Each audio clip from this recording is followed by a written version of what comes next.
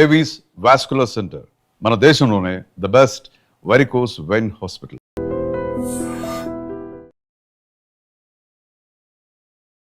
TET పరీక్ష రాసేందుకు కన్న కూతుర్ని తన ఆటోలోనే తీసుకెళ్లిన ఆ కన్న తండ్రికి విధి జీవితాంతం వెంటాడేలా, జీవితాంతం మరిచిపోలేనటువంటి కఠోరమైన పరీక్షను పెట్టింది.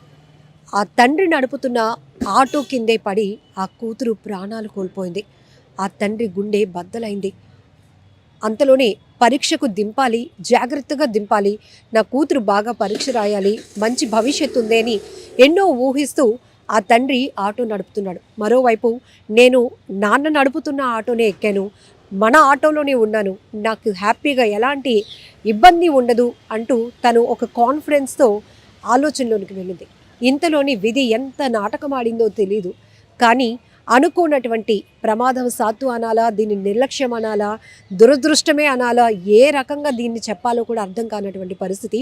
అనకాపల్లి జిల్లా సుంకరమెట్ట వద్ద ఉన్నటువంటి ఒక స్పీడ్ బ్రేకర్ దగ్గరికి ఆటో వచ్చేటప్పటికి ఆటో నుంచి అమ్మాయి ఒక్కసారిగా స్కిడ్ అయిపోయింది, కిందకి జారిపోయింది.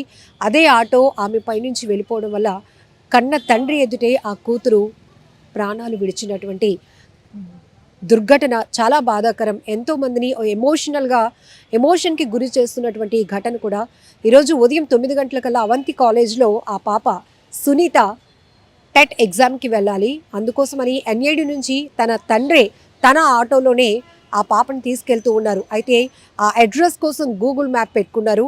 ఆ రూట్ కొంచెం అడ్డదిడ్డంగా ఉండటంతో అమ్మాయి రాంగ్ రూట్కి తీసుకెళ్తుందేమో నాన్న ఈ మ్యాప్ అనే లోపే ఆ తండ్రి తన కూతురు వైపు చూశాడు. అంతలోనే ఆటోలో స్పీడ్గా వెళ్తూ అక్కడ ఉన్నటువంటి ఆ స్పీడ్ బ్రేకర్ని ఒక్కసారిగా చూసుకోలేక ఆ స్పీడ్ బ్రేకర్ దగ్గరకు వచ్చేటప్పటికి ఆటో స్కిడ్ అయి బోల్తా కొట్టింది.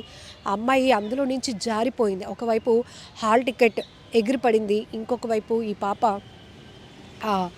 ఆటో ఏదైతే ఉందో తనపై నుంచి వెళ్ళిపోవడం వల్ల తీవ్రమైనటువంటి గాయాలతో అక్కడికక్కడే తండ్రి కళ్ళ ఎదుటే కన్న కూతురు కళ్ళు మూసింది. ఎంత బాధాకరమైన ఘటన.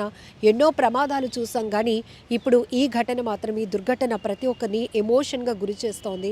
ఎందుకంటే ఎలా చెప్పాలో కూడా అర్థం కావటం లేదు. ఇక్కడ నిర్లక్ష్యం అని అనటానికి లేదు. ఎందుకు అంటే జనరల్గా ఆయన ఆటో డ్రైవర్ కాబట్టి ఎంతోమంది ప్యాసింజర్స్ని గమ్యస్థానాలకి దింపినప్పుడు ఒకవేళ అతను కొంచెం స్పీడ్గానైనా వెళ్ళొచ్చు, కానీ వాళ్ళు అందులోనూ తన కూతురే ఉంది అన్నప్పుడు అంత నిర్లక్ష్యంగా వెళ్ళరు కదా.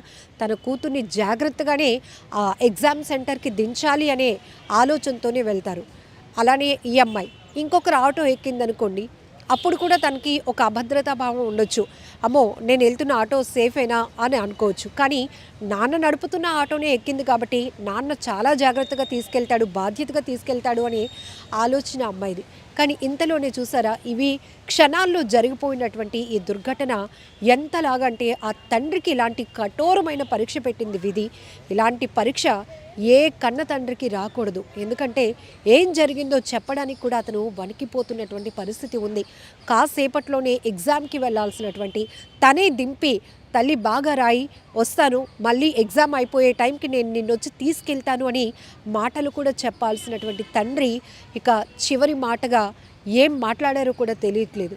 ఎందుకంటే ఆ పాప అక్కడే ఆ ప్రమాదంలోనే సుంకరమెట్ట జంక్షన్ దగ్గర ఉన్నటువంటి స్పీడ్ బ్రేకర్ వద్దే ఈ దుర్ఘటనలో అక్కడికక్కడే ప్రాణాలు పోగొట్టుకోవటం అనేది తీవ్రంగా అందరినీ కలిచివేస్తోంది. ఇమీడియట్గా అతను అక్కడి నుంచి వేరే వాహనంలో ఎన్టీఆర్ హాస్పిటల్కు తరలించారు.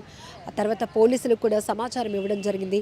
చిన్నపాటి గాయాలతో ఆయన సురక్షితంగా బయటపడ్డారు. కానీ కన్న కూతుర్ని కోల్పోయిన ఆ తండ్రికి ఈ విధి పెట్టినటువంటి ఈ కఠినమైన పరీక్షని ఎలా చెప్పాలో కూడా అర్థం కానటువంటి జీవితాంతం ఆయన్ని వేధిస్తూనే ఉంటుంది. జీవితాంతం ఆయనకి ఒక తీరని బాధను కలిగించేటటువంటి దుర్ఘటనగానే దీన్ని చెప్పాలి. మరి ఈ ఘటన పైన మీరేమంటారో కూడా కామెంట్ బాక్స్లో మెన్షన్ చేయండి. అయితే ఈ మధ్య జరుగుతున్న ప్రమాదాలు కూడా చూస్తున్నాం, జాగ్రత్తగా ఉండాలి. సెకండ్స్లో జరిగిపోతున్నాయి ప్రమాదాలు, అంతే వేగంగా ప్రాణాలు కూడా పోతున్నాయి. కానీ అనకాపల్లిలో జరిగినటువంటి ఈ దుర్ఘటన మాత్రం ప్రతి ఒక్కరి గుండెలను పిండేస్తోంది, కంటతడి పెట్టిస్తోంది.